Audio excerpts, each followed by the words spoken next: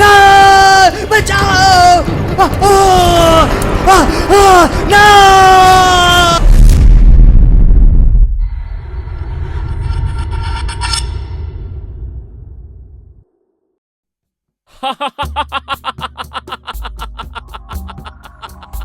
मंत्री जी आज बहुत खुश नजर आ रहे हैं। इसकी खास वजह यह है पीए जी, विपक्षी दल का हारा हुआ प्रत्याशी और पूर्व विधायक सबको छोड़कर भाग गया। उसकी कोठी, खेत, खलियान सबके सब मंत्री जी के हो गए। उसके सारे समर्थक अपनी पार्टी में शामिल हो गए और इस तरह दुश्मन का सुपड़ा साफ हो गया। पाँव लागू मंत्री जी। ओ नीरज, आज इधर कैसे?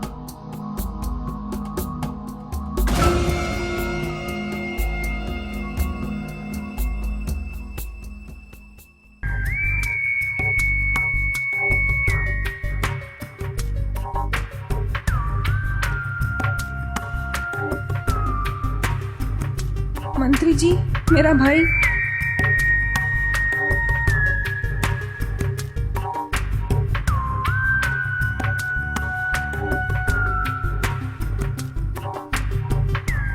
आओ मेरे साथ, तुम्हारी समस्या का समाधान करो।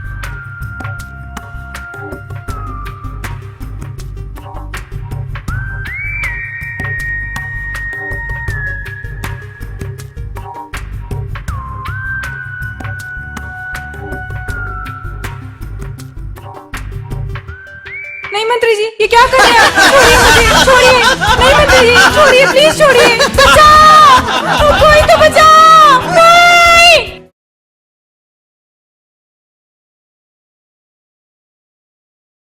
सर। यस। सर, वो। बैठिए, बैठिए। हाँ, क्या हुआ? सर, मेरे साथ रेप हुआ है। रेप? किसने किया? विशंबर नाथ ने। आप रोइए मत, अपनी रिपोर्ट आसाराम के पास लिखवा दो। आसाराम, आसाराम। जी सर।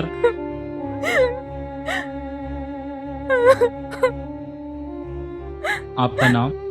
रोशनी पासवान। बल्दियत? हेमेंद्र पासवान। किसने किया आपके साथ रेप? विशंबर नाथ सिंह। कहाँ रहता है? 102 सिविल लाइन। समझिए सर। क्या? मंत्री विशंबर नाथ? जी।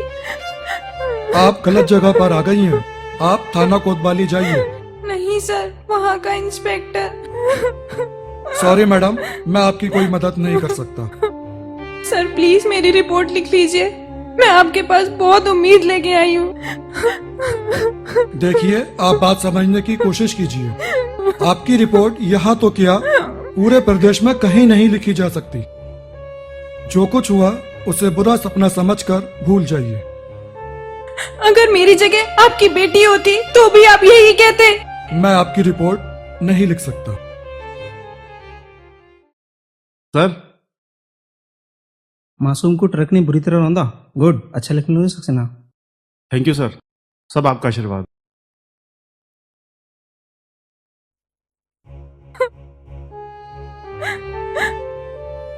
सर नमस्ते। नमस्ते। जी कहिए। सर मैं बड़ी कश्मकश में हूँ। मैं हर तरफ से हताश और निराश होके मैं आपके पास आई हूँ। क्या बात? सर वो मंत्री। आप पानी पी।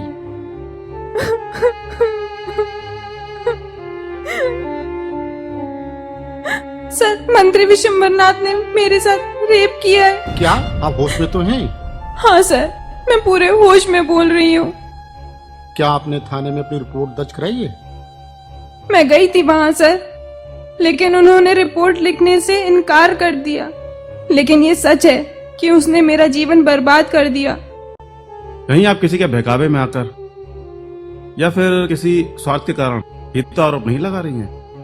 क्या आपको लगता है मैं झूठ बोल रही हूँ? चलिए मैं मान लेता हूँ कि आपके साथ बलात्कार हुआ है और आपकी रिपोर्ट भी नहीं लिखी गई है, लेकिन आप अपनी मेडिकल रिपोर्ट तो दे ही सकती हैं। मैं गई थी सर डॉक्टर के पास, लेकिन उन्होंने भी पहले मुझसे रिपोर्ट की कॉपी मांगी। सॉरी मैडम, बिना सबूत के कुछ हम भी नहीं कर सकते, हमारी भी अपनी सीमाएं हैं। सर आप पत्रकार हैं और आप पत्रकार देश और समाज का आईना होते हैं। बिल्कुल ठीक है, लेकिन हमारी भी अपनी मजबूरियां हैं। तो क्या सर आप भी मेरी मदद नहीं करेंगे? मैंने तो ऐसा नहीं कहा। आप FIR की कॉपी लाकर दे दीजिए, हम आपकी खबर छाप देंगे।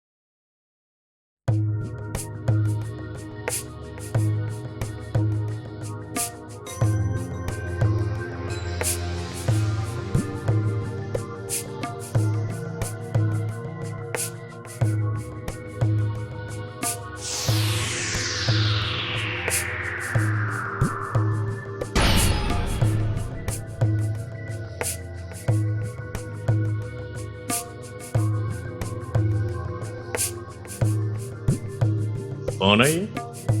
Sir Vishal. Okay okay okay. Vishal आज 2 लोग मुझे ढूंढते हुए मेरे घर तक आए।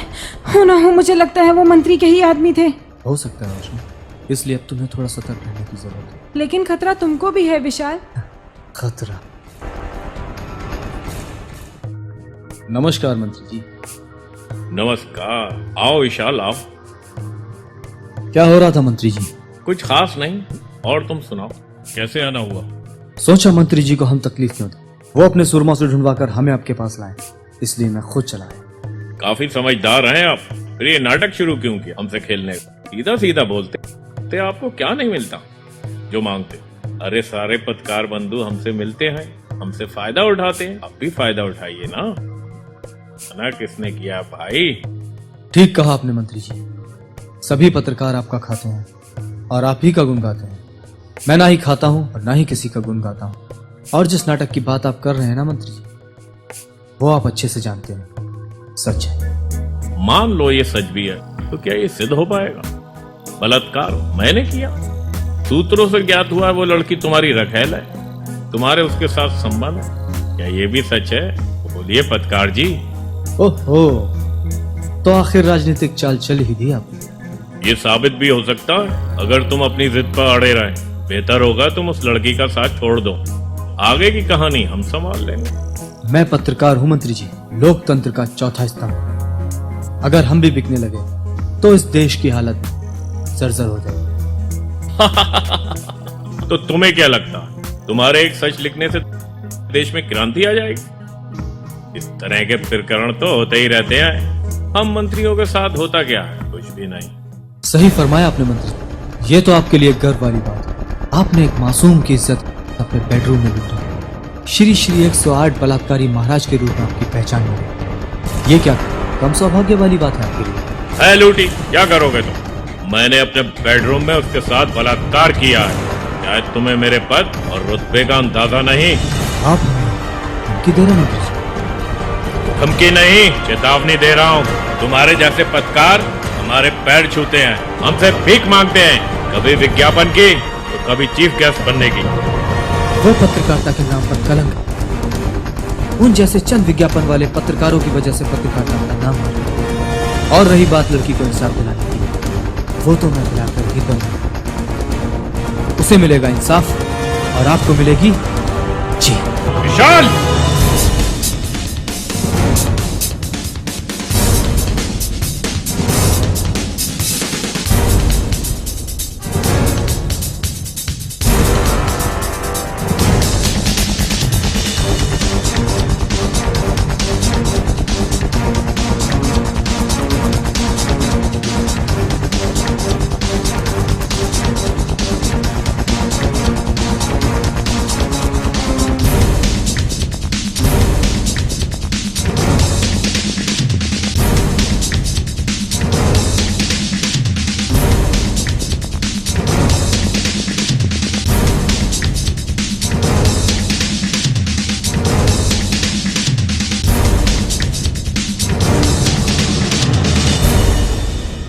विशाल, ये सब कैसे हुआ?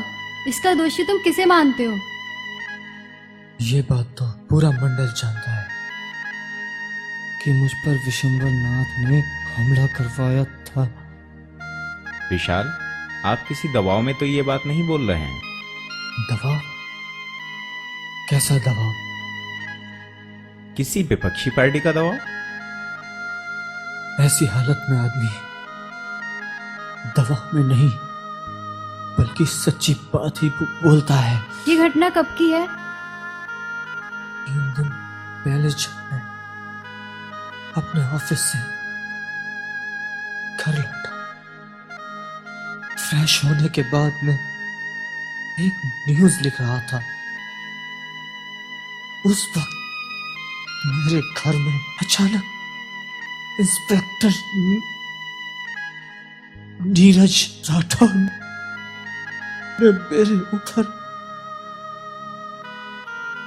पेट्रोल छिड़ककर आग लगा दी और उसी दिन उसने रोशनी पर भी जानलेवा हमला करवाया। हाँ सर, हम सब सच्चाई की लड़ाई लड़ रहे थे और उसका नतीजा आप देख रहे हैं।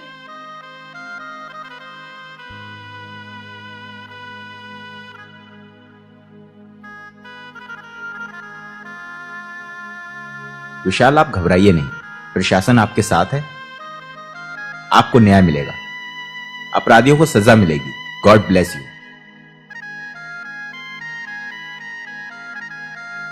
रोशनी, सब ठीक हो जाएगा।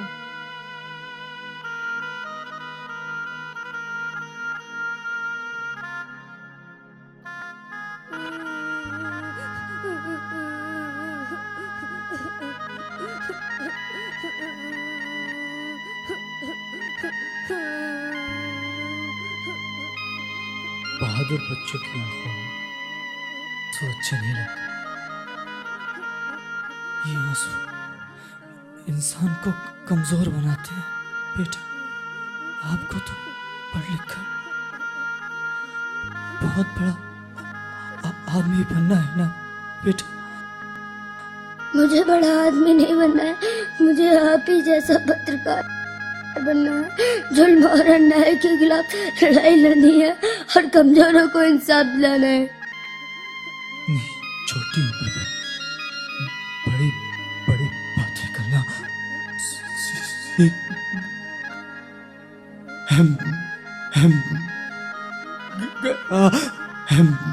मेरा भैया उठो विशाल, उठो भैया विशाल। भैया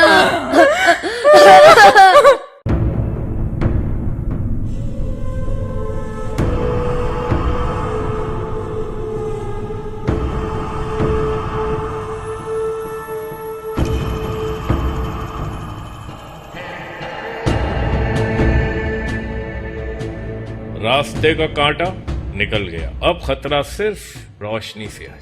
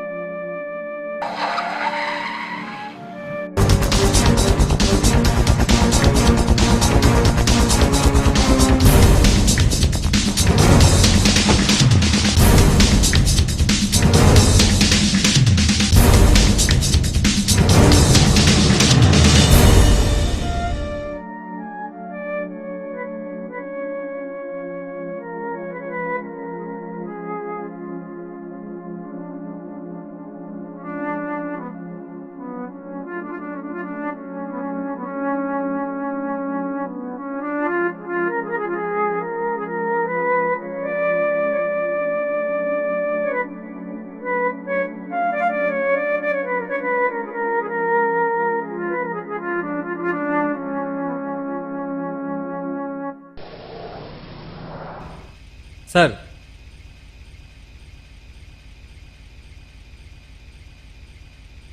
जागरूक मीडिया ग्रुप, इसमें केवल एक ही दिन में 835 लोग जुड़ चुके हैं और अभी अभी ये अपडेट आया है।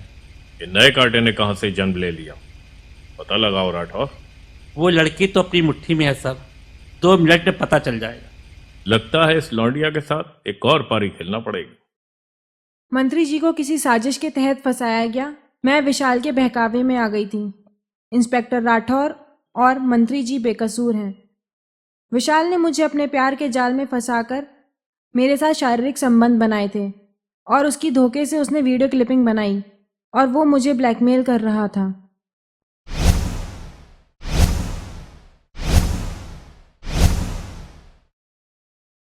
विशाल जी अमर रहें, अमर रहें। विशाल जी अमर रहें, अमर रहें। विशंबरनाथ मुर्दाबाद, मुर्दाबाद, विशंबरनाथ मुर्दाबाद, मुर्दाबाद। मंत्री जी, हमारे श्रोतागण आपसे जानना चाहते हैं कि अभी अभी इंटरनेट पर आपकी जो वीडियो क्लिपिंग वायरल हुई है, जिसमें आपने अपना जुर्म कबूल किया है, उसमें कहां तक सच्चाई है? ये सब ट्रिक वीडियोग्राफी है, जैसा कि आजकल पोर्न फिल्मों में आपको बॉलीवुड हीरोइनें दिख जाती हैं। आपको क्या लगता है तो इन फिल्मों में काम करेंगे? विपक्ष ने हमें फंसाने के लिए सब चाल चली है।